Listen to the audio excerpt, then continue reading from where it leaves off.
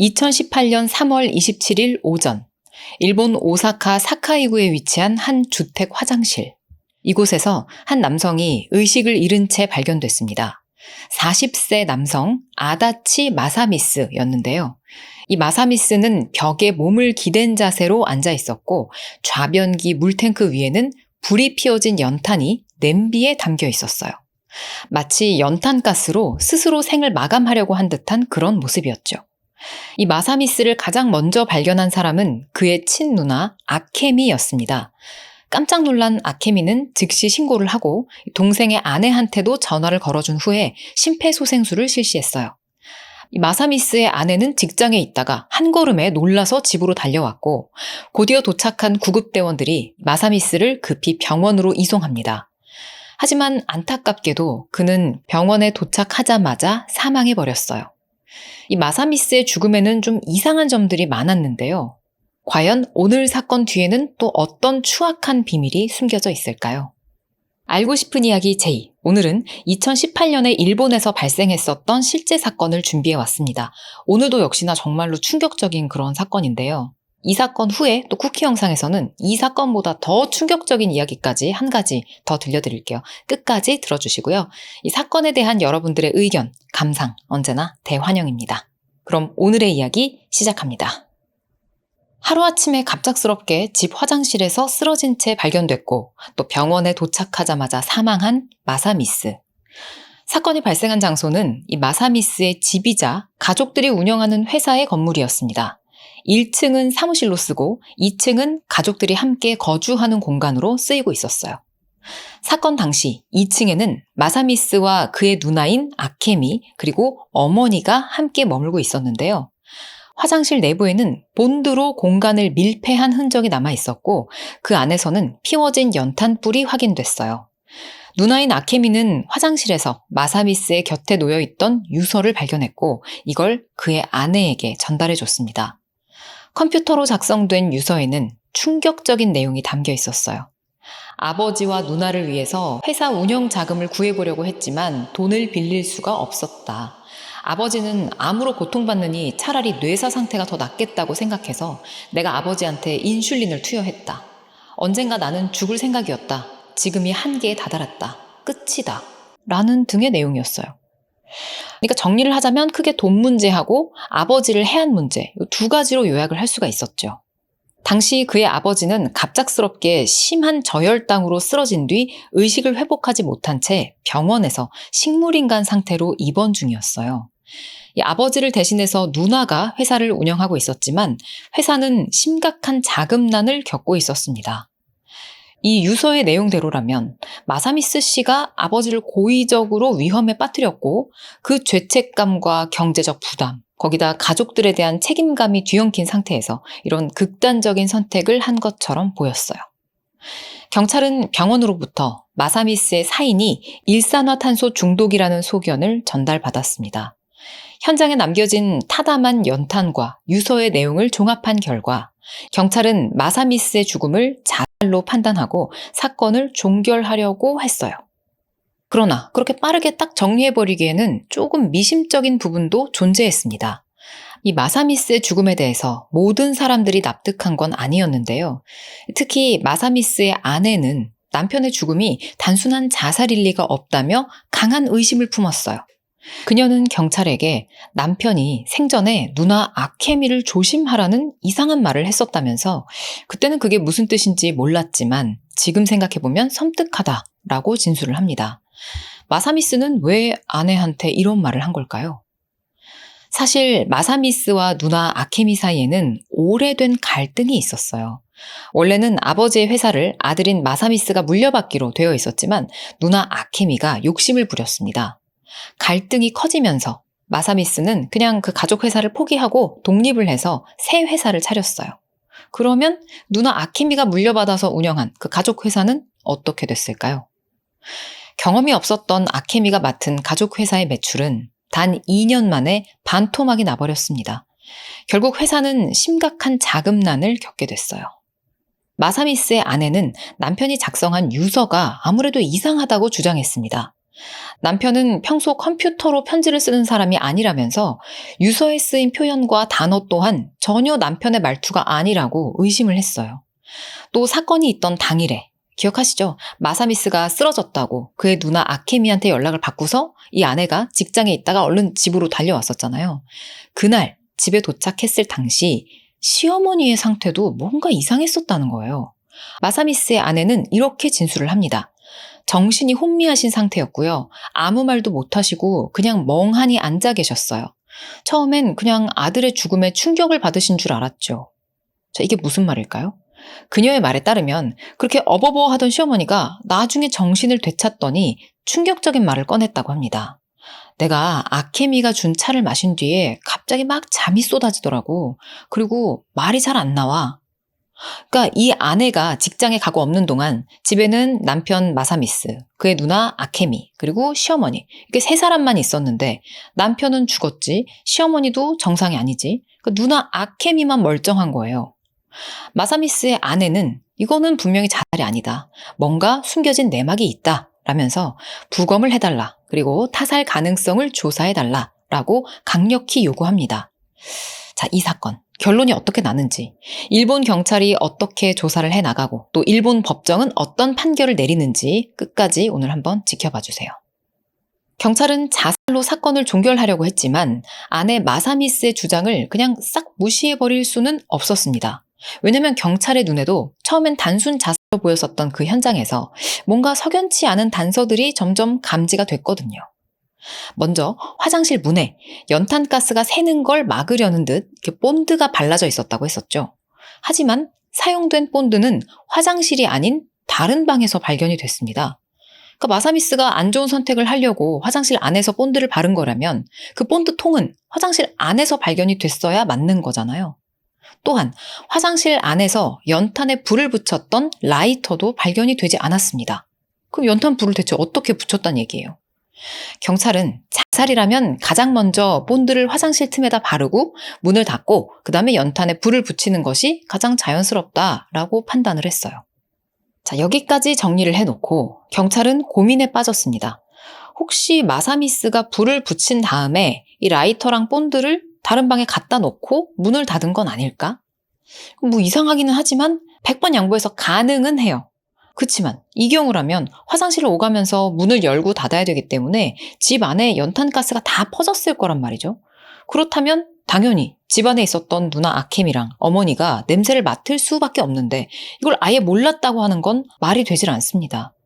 이 누나 아케미는 이런 상황을 전혀 몰랐다고 진술했었고 마스미스의 엄마는 딸 아케미가 준 차를 마시고 잠에 들었던 것 같다라고 진술을 했거든요. 자, 이렇게 본드와 라이터가 다른 방에 있었던 점에 이어서 또 한 가지 결정적인 사실이 확인됐습니다. 부검 결과 마사미스의 사체에서 수면제 성분이 발견된 거예요. 그런데 이 약물이 누나 아케미가 병원에서 처방받아 복용 중이던 수면제의 성분과 동일했습니다. 경찰은 사건의 중심에 있던 아케미를 주 용의자로 특정하고 증거 확보를 위한 수사를 시작했어요. 경찰이 사건을 재수사한 지 얼마 되지 않아서 이상한 일들이 벌어지기 시작합니다. 마사미스 아내의 차량에 라카 스프레이가 막 뿌려져 있었고 집 주변에는 이상한 내용을 적은 괴문서가 살포됐어요. 자, 이 문서의 내용인 즉슨 마사미스의 아내가 불륜 상대하고 공모를 해서 남편의 누나인 아케미를 범인으로 몰아가고 있다며 그들의 행동이 의심스럽다라는 거였습니다. 도대체 누가 이런 짓을 한 걸까? 여러분은 대충 예상이 가시죠? 마사미스 아내의 신고를 받고 경찰이 주변의 CCTV를 정밀 분석하는데요. 그 결과 신우이인 아케미가 자기 올케의 차와 전기 자전거에다가 라카 스프레이를 뿌리는 모습을 확인할 수가 있었어요. 경찰은 우선 명예훼손 및 기물손괴 혐의로 아케미의 집과 그녀가 자주 머물던 친정집을 압수수색했습니다. 이윽고 경찰은 컴퓨터에서 마사미스의 유서와 동네에 뿌려졌던 괴문서를 워드로 작성한 기록, 그리고 이걸 프린트한 종이, 또 라카 스프레이와 연탄을 구매한 영수증까지 발견했어요. 또한 아케미의 휴대폰에서 연탄 자살, 인슐린 과다 섭취, 저혈당 방치로 인한 사망, 이런 걸 검색한 기록도 확인이 됩니다. 이 검색어들은 모두 그동안의 사건들과 절묘하게 연결되는 퍼즐 조각들이었어요.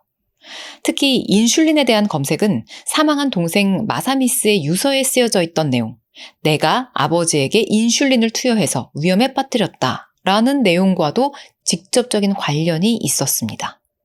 마사미스와 아케미 남매의 아버지 67세의 아다치 토미오는 당뇨병 환자로 평소 인슐린 주사로 혈당을 조절하면서 생활을 하고 있었어요. 잘 아시겠지만 일반적으로 이 당뇨병 환자는 인슐린 분비가 부족하거나 제대로 작용하지 않아서 혈당이 비정상적으로 높아지게 됩니다. 이때 혈당을 낮추는 데 필요한 호르몬이 바로 인슐린인 거잖아요. 그러니까 인슐린은 이 당뇨병 환자한테는 단순 혈당 조절제 정도가 아니고 생명을 유지하는 생명줄과도 같습니다. 근데 또 뭐든지 과유불급이라고 과하면 약이 아니라 독이 되죠. 인슐린도 처방에 따라서 그 투여량을 적절히 조절해야지 무작위로 막 과다 투여를 하게 되면 오히려 또 역으로 심각한 저혈당 상태를 초래할 수가 있어요. 자, 이런 점을 숙지하시고 이 사건의 시작점으로 같이 거슬러 올라가 볼까요? 마사미스가 사망하기 2달 전인 1월 20일, 이 아버지 토미오가 갑자기 저혈당 쇼크로 쓰러졌습니다. 위급한 상황이었지만 다행히도 빠르게 병원으로 이송돼 조치를 취한 덕분에 이 아버지는 5일 만에 퇴원을 할 수가 있었어요. 그러나 다음 날 이 아버지 토미오는 또다시 저혈당 상태로 쓰러졌고 이번에는 끝내 의식을 회복하지 못한 채 식물인간 상태에 빠지고 말았습니다. 그리고 이렇게 아버지가 쓰러진 후로부터 2달 후 그 아들 마사미스도 숨진 채로 발견이 됐고요. 앞서 들으셨다시피 그의 유서에는 내가 인슐린을 투여했다 라고 적혀 있었죠. 하지만 만약에 이 유서를 마사미스가 쓴 게 아니고 누나 아케미가 작성을 한 거라면 두 사람을 이런 식으로 그냥 한 번에 처리해버린 게 되는 겁니다. 아버지를 고의로 뇌사 상태에 빠뜨리고 이 아버지는 동생이 죽인 걸로 만들고 그리고 그 동생마저 자살로 위장해서 살해한 거라고 볼 수가 있겠죠. 자, 이제 경찰의 수사는 그녀에게 완전히 집중됩니다. 사건 발생 석 달 만인 2018년 6월 20일, 경찰은 확보된 증거를 토대로 아케미를 동생 마사미스를 연탄 자살로 위장해 살해한 혐의로 체포했어요. 그러자 아케미는 자신의 혐의를 강력하게 부인하고 나섭니다. 나는 동생이 자살한 걸 발견했을 때 정말로 온 힘을 다해서 심폐소생술을 했었다. 그리고 솔직히 가족인 올케가 날 의심하는 걸 보고 너무 충격을 받아서 진짜 여러 번 죽어버릴까라고도 생각했지만 내가 우리 아들들을 생각해서 버티고 있는 거다. 이렇게 얘기를 하면서 억울함을 호소했어요. 하지만 그녀의 과거를 알고 있던 사람들에게는 이 눈물이 과연 진실일까? 의문이 들 수밖에 없었습니다. 아케미는 과연 어떤 아이였을까요? 1974년생 아케미는 어린 시절에는 그야말로 엄친딸이었습니다. 공부도 잘하고 운동도 잘하고 어디 한 군데 빠지는 것이 없었어요. 그리고 남학생들 사이에서 인기도 많았습니다. 초등학교에서는 배구, 중학교에서는 육상부 활동을 하면서 다방면에서 두각을 드러냈고요. 사립여고를 졸업한 뒤 대학에서는 국문학을 전공합니다. 그러다가 대학 시절에 아케미는 돌연 10살 연상의 우체국 직원하고 결혼을 해버렸어요. 그와의 사이에서 두 아들을 낳고 살았지만 이 남편의 도박 문제로 결국 이혼을 하게 됩니다. 그런데 당시 아케미의 이혼 문제가 세간의 화제가 된 적이 있었어요.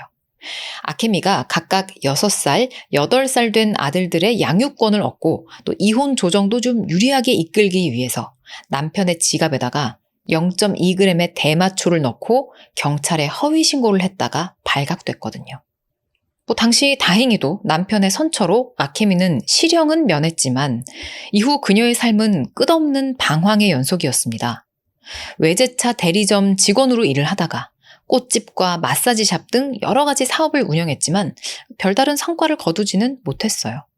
또 한때는 술집도 운영했었는데 번화가에서 멀리 떨어진 지역에 있어서 손님이 없어 금방 문을 닫기도 합니다. 그러다가 2015년에 아버지가 운영해오던 조그만 수도 설비 시공 회사인 데일수도를 동생 대신 물려받아 경영을 하고 이후 오사카에서 학원 사업도 시작했어요. 하지만 능력이 부족했던 탓인지 학원은 시작한 지 반년 만에 폐업을 하고요. 또 그 가족 회사는 앞서 들으셨던 것처럼 자금난으로 어려움을 겪고 있었습니다. 아케미가 체포된 지 8일 만인 6월 28일, 저혈당 쇼크로 의식불명에 빠져 입원 치료 중이던 아버지 토미오가 결국 흡인성 폐렴으로 세상을 떠났어요. 그러자 경찰은 내사 중이던 토미오 상해 사건을 살인사건으로 전환하고 본격적인 수사에 들어갑니다. 이 경찰들의 조사 내용, 그리고 이후의 재판 과정, 그리고 재판 결과까지 다 전해드린 후에 지금 요 사건보다 더 끔찍한 살인사건 이야기 쿠키 영상에서 전해드릴게요. 계속해서 이야기 들어주세요. 가족들의 진술에 따르면 이 아버지 토미오는 5개월 전인 1월 하순에 저혈당 문제로 입원과 퇴원을 반복했었는데 그의 몸이 급격히 나빠졌던 이틀 모두 아케미가 친정에 머무르고 있었어요. 특히 토미오는 딸이 건네준 차를 마시고 얼마 안 가서 쓰러졌고 이후 집에 있었던 토미오의 인슐린이 사라지는 이상한 일들도 있었죠. 경찰은 아케미가 아버지가 쓰러지기 수개월 전부터 인슐린 과다 투여, 저혈당 방치, 말기암 환자의 남은 수명 이런 것들을 수차례 검색했고 인터넷 게시판에도 이에 대한 질문을 남겼다는 사실을 확인합니다.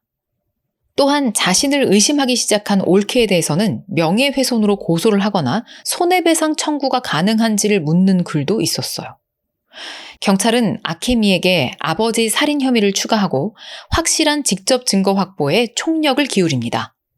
하지만 피고인 아케미는 계속해서 혐의를 부인했고요.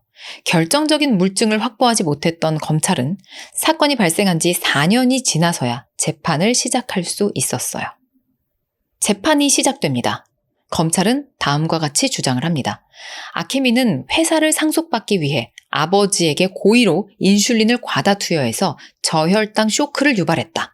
그런데 아버지가 쓰러진 후 이 남동생 마사미스가 자신의 범행을 의심하자 이번에는 그 동생마저 자살로 위장해서 살해할 계획을 세웠다. 미리 유서와 연탄을 준비하고 동생에게 수면제를 먹인 뒤 화장실에 연탄을 피워 일산화탄소 중독으로 동생을 살해했다.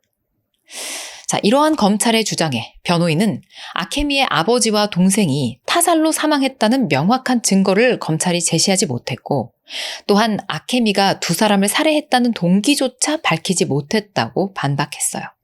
과연 아케미의 죄가 명명백백하게 밝혀질 수 있을까요? 결국 검찰의 주장은 단지 의혹을 제기한 것일 뿐인 거라며 아케미의 무죄를 주장했습니다. 이후 재판은 크게 3가지 쟁점을 두고 치열한 법정 공방을 이어가게 되는데요. 먼저 첫 번째 쟁점은 이 아버지 토미오의 죽음은 살인이었는가 병사였는가 였어요. 검찰은 아케미가 아버지에게 인슐린을 과다 투여했고 그로 인해 저혈당 뇌증이 발생해서 혼수 상태에 빠진 거라고 주장을 합니다. 이 때문에 앓고 있었던 암 치료가 중단됐고 적절한 영양 섭취가 어려워지면서 결국 흡인성 폐렴으로 사망을 한 거라고요. 반면에 변호인은 이 아버지 토미오가 4기 대장암으로 수술을 받았지만 이후 암세포가 폐와 간까지 전이된 거라고 반박을 합니다. 방사선 치료에도 암은 계속 퍼져나갔고 토미오는 결국 스스로 항암 치료 중단을 원했다라는 거죠. 증인으로 나온 의사들의 증언도 사실 엇갈렸는데요. 토미오의 주치의랑 법의학자는 사망의 근본 원인이 저혈당 뇌손상이라고 밝힌 데 반해 중앙내과 의사는 암이 사망 원인이 될 수도 있다고 증언을 했어요.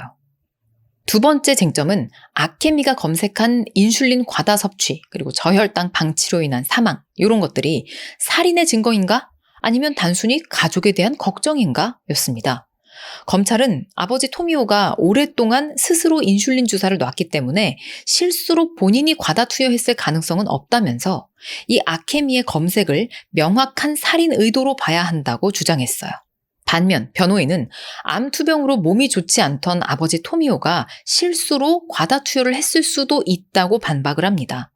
또한 아케미는 환자 가족으로서 인슐린에 대해서 정확하게 이해하고 위험성을 파악하는 건 당연한 일이다. 그러니까 이런 걸 검색해 본 게 문제가 되지는 않는다라고 강조했어요. 마지막 쟁점이자 가장 중요한 쟁점은 마사미스의 죽음이 과연 자살일까 타살일까 였습니다. 검찰은 마사미스의 사망에 대해서 아케미가 인터넷으로 연탄에 의한 사망을 검색하고 이후 연탄을 구입했다는 점을 내세웠습니다. 아케미의 휴대폰 위치 기록을 보면 그녀가 친정에 있는 동안 친정 컴퓨터에서 유서를 작성한 흔적이 남아 있었고요. 마사미스의 몸에서 아케미가 처방받은 수면제랑 같은 성분이 검출됐다고도 밝혔어요. 그러자 변호인은 마사미스가 아케미의 온라인 계정에 들어가서 연탄을 구입했을 수도 있고 유서가 작성된 기록 중에는 아케미가 친정집에 없었던 적도 있었다고 지적을 하는데요. 특히 몸이 가냘픈 아케미가 혼자서 건장한 성인 남자를 화장실로 옮겨 자살로 꾸몄다고 보기는 어렵다면서 그 어느 것도 아케미의 범행을 충분히 입증하지 못한다고 반박합니다. 결국 법정에 증인으로 누가 나오냐면 마사미스와 아케미 남매의 어머니가 나옵니다. 그녀는 자녀들이 연루된 사건에서 어떤 말을 해야 할지 모르겠다며 복잡한 심경을 드러냈어요. 그렇겠죠. 피해자인 아들은 사망을 했고 그 죽음에 자기 딸이 어떤 살인자로서 책임이 있을지도 모른다는 그런 내용의 재판이었으니까요. 엄마로서 굉장히 고통스럽고 혼란스러웠을 것 같아요. 자신이 어떤 말을 하든 누구든 상처를 받을 수밖에 없다면서 자신의 증언이 이들에게 어떤 결과를 가져올지 고민스럽다라고 밝혔습니다. 이후 그녀는 남편이 왜 자꾸 저혈당에 빠졌는지 의문이라며 당시 병원에서 남편의 혈당은 심각한 저혈당 상태였다고 증언합니다. 그 수치에 아들이 상당히 충격을 받았었다라고 전하면서 자신도 딸 아케미가 이 일과 어떤 식으로든 관련이 있을 것 같다라고 덧붙였어요. 어머니마저도요. 또한 아들이 사망한 3월 27일 딸 아케미가 준 차를 마신 후 자신도 의식이 흐려졌고 정신을 차렸을 때는 아들 마사미스가 이미 죽어 있었다고 인정했습니다. 자, 과연 아케미에게는 어떤 판결이 내려질까요? 심리가 끝나고 검찰은 가족을 2명이나 살해한 것으로 보이는 아케미에게 사형을 구형했어요. 그러나 변호인은 최후 변론에서 피고인 아케미에게는 딱히 살해 동기도 없고 아버지 토미오는 병사했을 가능성도 있다면서 충분한 증거 없이 이렇게 유죄로 판단해서는 안 된다고 주장을 합니다.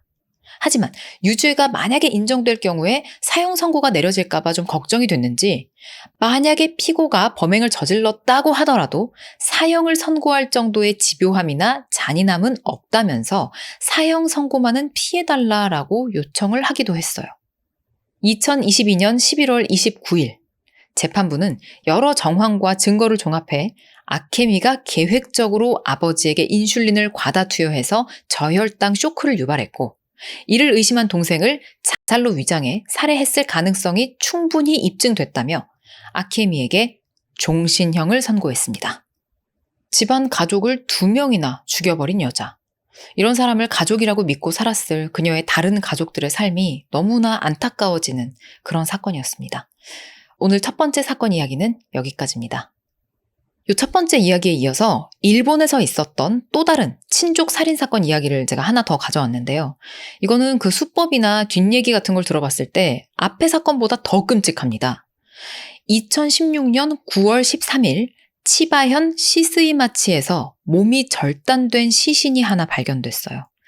피해자는 한 달 전부터 행방불명됐던 21살의 타케우치 료라는 남성이었습니다. 이 타케우치 료는 어릴 적 부모님이랑 누나 타케우치 에미 그리고 2명의 여동생과 함께 살고 있었어요. 그러다가 이 부모님이 이혼을 하면서 남매들이 각각 엄마 아빠 쪽에 흩어져서 살게 됐는데요. 불행하게도 아버지가 돌아가시고 또 다른 동생들도 집을 나가고 이런 식의 일들이 겹치면서 결국에 남동생 타케우치 료 그리고 누나 타케우치 에미 이 2사람만 같이 살게 됐어요. 누나하고 남동생이 친하면 또 되게 친한데 안 친하면 또 완전 대면대면 하거든요. 이 2사람의 관계는 어땠을까요? 세상에 단 2이 남겨진 남매는 서로의 일에 일절 간섭을 하지 않았었다고 합니다. 근데 또 남동생 타케우치 료의 트위터를 보면은 가끔 누나에 대한 얘기가 있긴 있었어요.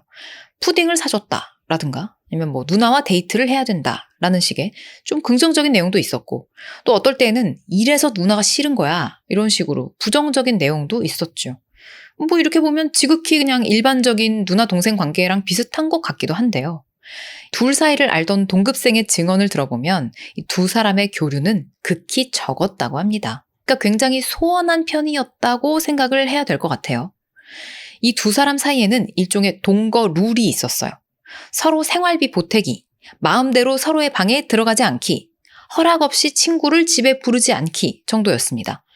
뭐 굳이 규칙으로 정하지 않더라도 그냥 기본적으로 지켜야 할 것들이죠. 그런데 이 남동생 타케우치 료는 이 규칙들을 제대로 안 지켰어요. 월말에 각자 생활비로 쓴 영수증을 서로 보여주면서 계산을 해보자 라고 했었지만 동생은 영수증을 모으지도 않고 그냥 버려버렸습니다. 또 누나 방에 몰래 들어가서 찍은 사진을 트위터에 올리기도 했고요. 친구들을 데려와서 게임을 하며 소란을 피우기도 했어요. 이 때문에 누나 타케우치 에미의 스트레스가 이만저만이 아니었습니다.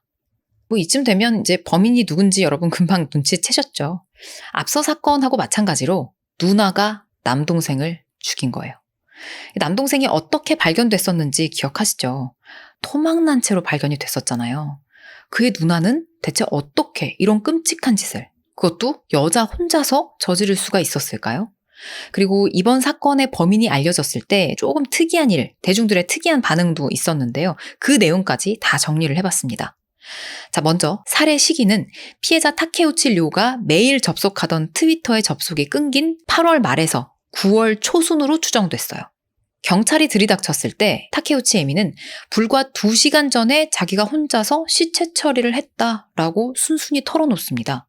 그리고는 범행 동기를 그냥 뭐 남매 간의 사소한 일로 트러블이 생겨서 죽였어요 라고 밝혔어요.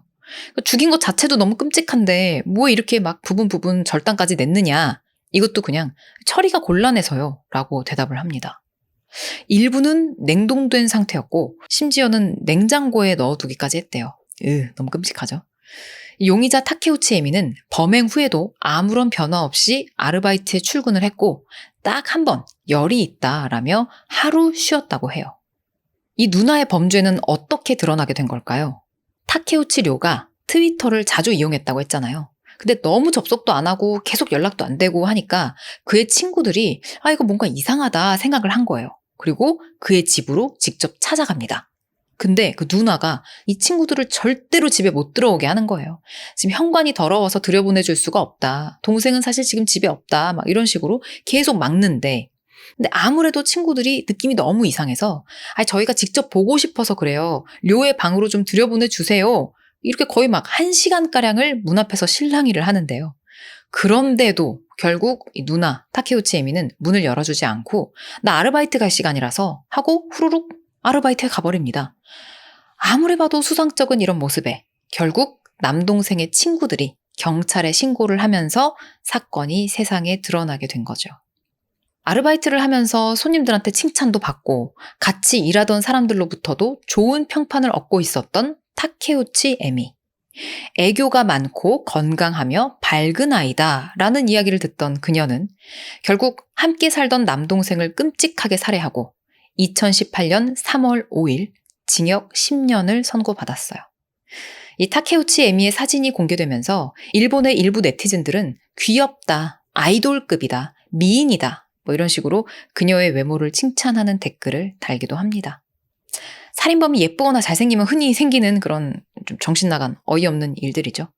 자, 이렇게 오늘의 두 번째 이야기까지 모두 전해드렸습니다. 여러분의 생각, 감상, 의견 댓글로 많이 남겨주시고요. 우리는 다음 영상에서 다시 만나요.